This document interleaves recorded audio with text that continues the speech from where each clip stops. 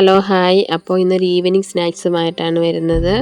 അവലോസ് പൊടിയാണ് ഞാൻ ഉണ്ടാക്കാൻ പോകുന്നത്. ആദ്യമേ നമ്മൾ അരി നല്ല വൃത്തിക്ക് ഞെവിടി കഴുകി തോർത്തിയെടുക്കുക. അത് ഏതരിയാണെങ്കിലും വേണ്ടില്ല കേട്ടോ, പച്ചരി, പുഴുക്കിനരി, എന്തരിയാണെങ്കിലും. പിന്നെ അടി കട്ടിയുള്ള പാത്രത്തിൽ വെച്ച് നമ്മളത് വറുത്തെടുക്കും. അരി നല്ല വൃത്തിക്ക് വറുത്ത് മുരിച്ചെടുക്കും.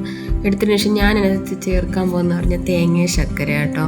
നമ്മൾ അതിനകത്താണെങ്കിൽ തേങ്ങ ശർക്കര അല്ലാതെ അതിൻ്റെ കൂടെ തന്നെ നമുക്ക് ഏലക്ക, എള്ള് ഇതൊക്കെ നമുക്ക് ചേർക്കാം. നല്ല ടേസ്റ്റാണ്. ഇപ്പോൾ എൻ്റെ കയ്യിലിപ്പം തേങ്ങ ശർക്കര മാത്രമേ ഉള്ളൂ. ഇങ്ങനെ അത് വെച്ച് ചെയ്യണം, എന്നാലും നല്ല ടേസ്റ്റാണ് കേട്ടോ.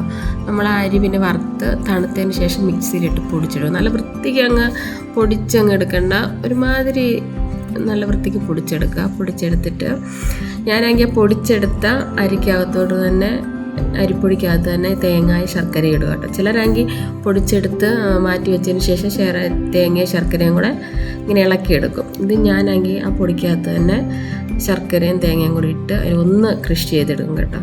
അപ്പോൾ ഈ അരിയും തേങ്ങയും എല്ലാം കൂടെ ഒന്നിച്ച് മിക്സായി നല്ലൊരു ടേസ്റ്റാണ് കേട്ടോ. നമുക്ക് ഏലക്കൊന്നും വേണ്ട. കാപ്പിയുടെയും ചായയുടെയും കൂടെ വൈകുന്നേരം കഴിക്കാനൊക്കെ നല്ല കേട്ടോ, നല്ല ടേസ്റ്റാണ് ഇതിന്. Okay, by.